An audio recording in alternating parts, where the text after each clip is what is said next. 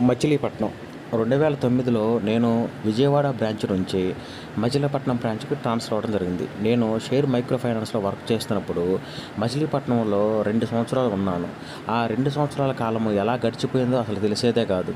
అక్కడ ప్రతిరోజు నా కొలీగ్స్ అయినటువంటి నేను, స్వామి, సురేష్ ముగ్గురం కలిసి చాలా బాగా ఎంజాయ్ చేసాం. మచిలీపట్నం అంటే ప్రతి ఏరియాతో నాకు చాలా మంచి అనుబంధం ఉంది.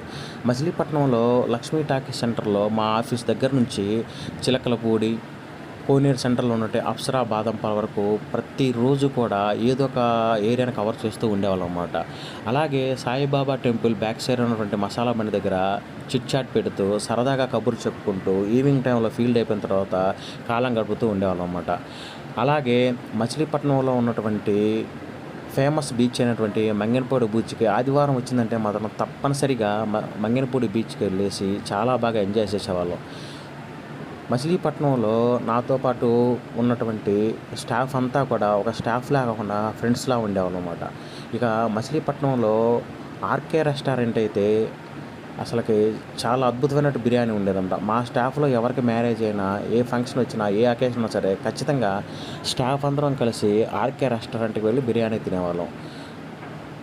సో, ఫ్రెండ్స్ మచిలీపట్నంలో ప్రతి ఒక్క ఏరియాతో విడదీయలేని అనుభవం ఉంది. సో, కాబట్టి మళ్ళీ ఫ్రెండ్స్‌తో కలిసి మచిలీపట్నం టూర్ అనగానే మనసులో ఎక్కడో తెలియని ఒక ఉత్సాహం అనేది వచ్చింది. మచిలీపట్నంలో ఉన్నటువంటి ప్రతి ఏరియాని కారులో తిరుగుతూ, కవర్ చేస్తూ, ఆనాటి జ్ఞాపకాల్ని, ఆ మధుర జ్ఞాపకాలను ఎంజాయ్ చేస్తూ, ప్రతి ఒక్కదాన్ని ఆస్వాదిస్తూ ముందుకు సాగాను.